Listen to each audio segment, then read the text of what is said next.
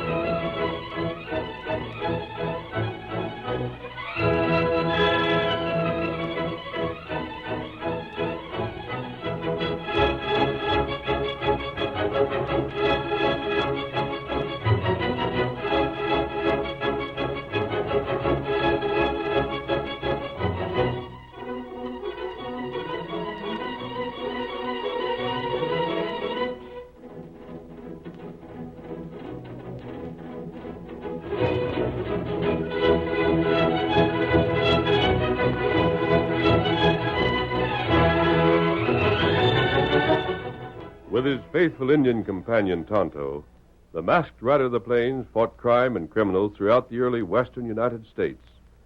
No one could match his courage, his strength, or the quickness of his draw. But it was his resourcefulness and daring that made him the greatest champion of justice the frontier ever knew. Return with us now to those thrilling days when the West was young. From out of the past come the thundering hoofbeats of the great horse Silver. The Lone Ranger rides again. Come on, Silver! We're heading for the Circle K! Hi-yo, Silver! Away!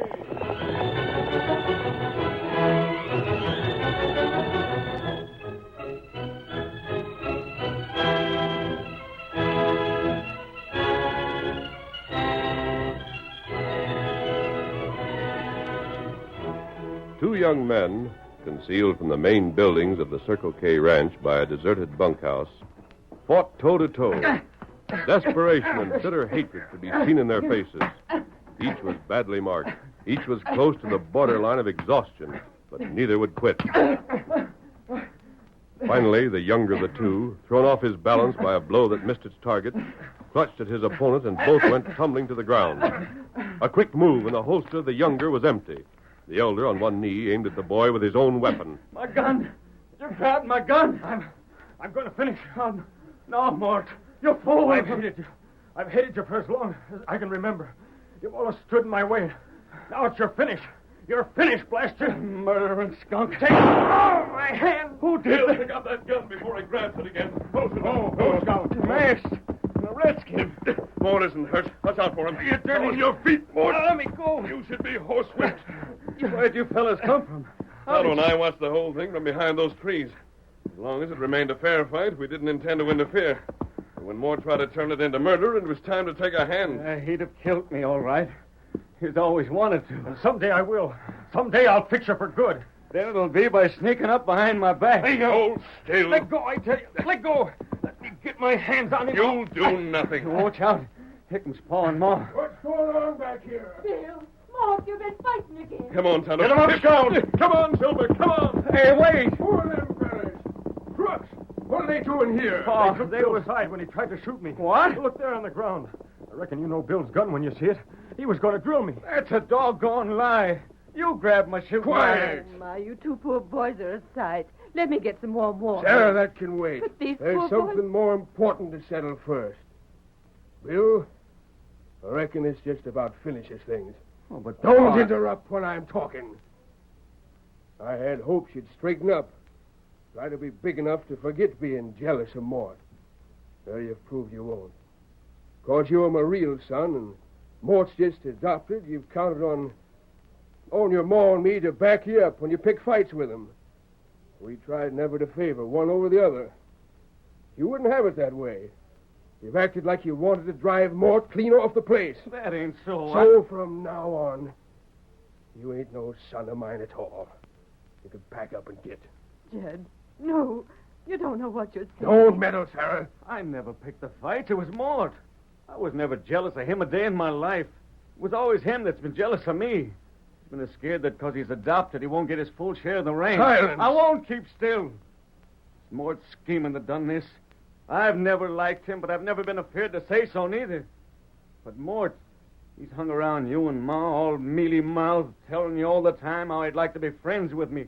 And all the time hating me worse than a rattler. No, you know that ain't true, Bill. Shucks, I never had nothing agin you. There's nothing I'd rather have done than been friends. Friends? Well, before they got here, you was telling me how you'd always hated me. Friends, when you jumped me back here without warning and would have drilled me if the masked man hadn't... Bill. Well, Is that your gun? yeah, Pa, You but... was wearing it? Now, wait a Just minute. answer me. I don't want no alibis. Sure, I was wearing it. Then that settles it.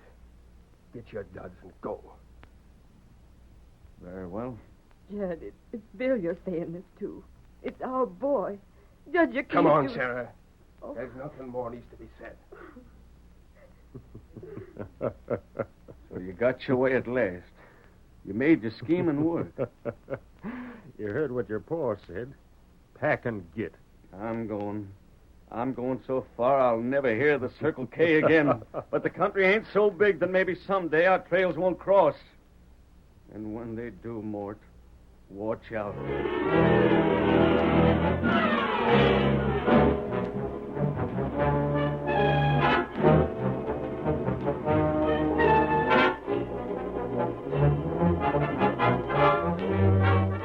Bill Graves packed the few necessities he chose to take with him, saddled his favorite horse, and set out on the trail.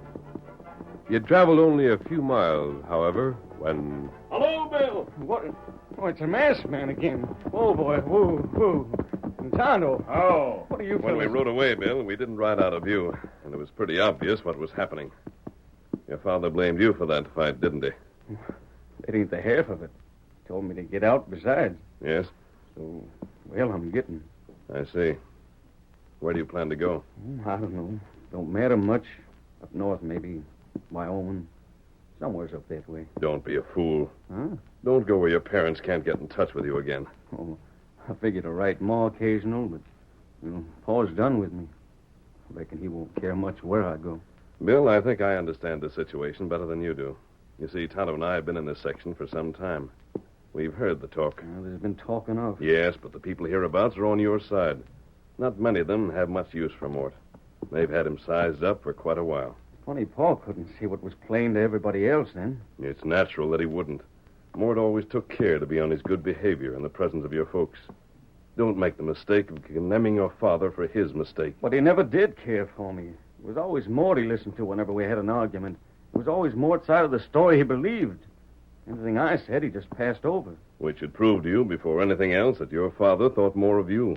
Huh? Well, how do you figure that? Your father's an honest man. He has a reputation of being as impartially fair in all his dealings as it's possible to be. Well, then why Oh, did wait. he... Your father must have been aware that because you were his real son and Mort adopted, he'd be tempted to favor you. Never has. I know. Because in his effort to be fair to Mort, he went too far the other way and didn't realize it. Huh? He treated you just as a judge might if his own son appeared before him as a party in a lawsuit. If he were honorable, the judge would be especially severe with his son, just to prove he wasn't playing favorites. You mean to say that... I mean that you should stay in the district. Sooner or later, your father will learn the truth about Mort. And when he does, he'll need you. Gosh, I never thought of it quite like that before. Then it's time you did. Seems funny. You, a masked man, lecturing me like this. Forget my mask. Will you take my advice? Stranger, I will, because this is the straightest talk I've heard in quite some spell. Good. But I'd have done it anyhow. Back there by the bunkhouse, when you shot the gun out of Mort's hand, you're just the same as saved my life. Now, where do you plan to go? To the Cross J, down the trail a piece, and get me a job. When Mort finds I'm still around, he ain't gonna like it. And that'll suit me just fine. Adios. Adios. Get up there. Come on, get up. Him good feller. And he'll get Justice Tonto before we leave this district. Come on, Silver. Get him up, Scout. Silver, away!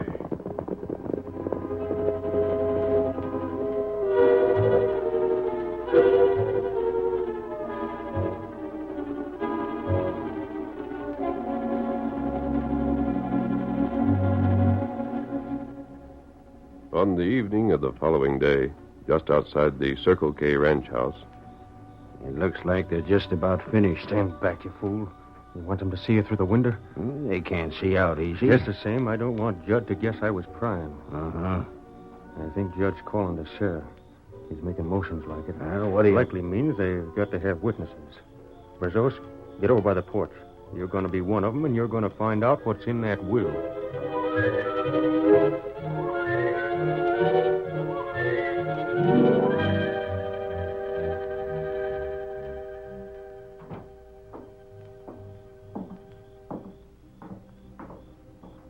Brazos? That's you, Mort? Yeah. Did you find out what I sent? I seen the whole thing. If Judd dies, the whole shebang is hers to use, but she's got to keep it in trust for you. Then after her, the outfit's yours. Bill weren't mentioned? Cut off clean. Yeah. If Judd dies... Come on, Brazos. We're going where we can't be heard.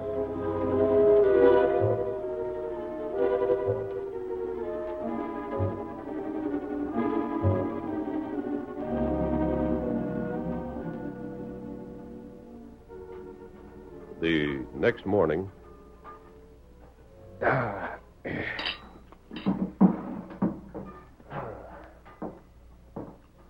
That was a mighty fine breakfast, Sarah. Does a man good to start off the day with some solid grub under his belt? Where's Mort? He up yet? Mort up yet, Sarah? Sarah? Well? Did you hear me? I asked you... I heard you. What's up with that kettle? I'm watching. Well, if you heard me, why didn't you answer? I reckon you know how I feel. Oh, now, look, honey. You Mort... figure you could get that lawyer fella out here last night and me not know why? Judd, you changed your will. And don't try to tell me different. I did? You left Bill out of it. I did. You fixed it so's everything would go to Mort. I did. I did.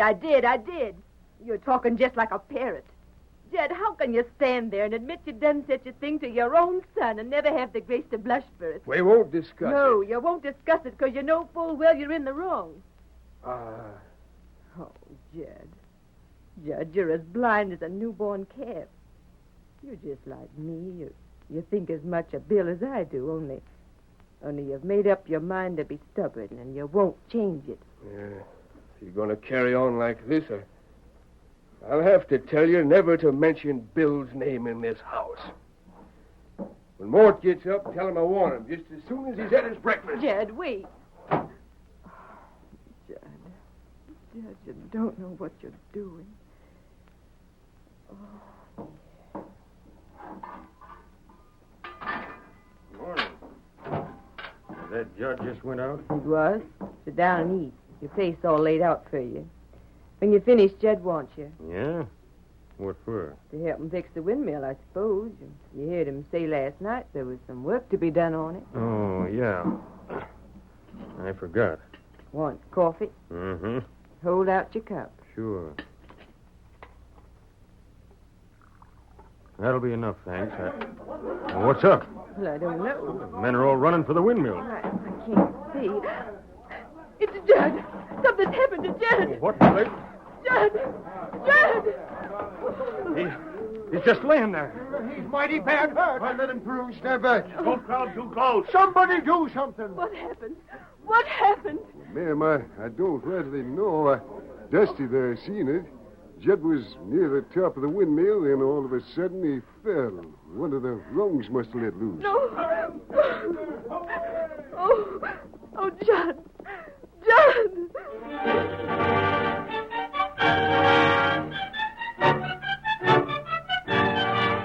The curtain falls on the first act of our Lone Ranger drama. Before the next exciting scenes, please permit us to pause for just a few moments.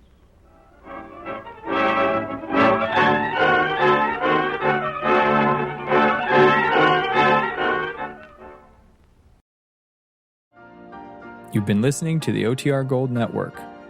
Find more classic radio at otrgold.com.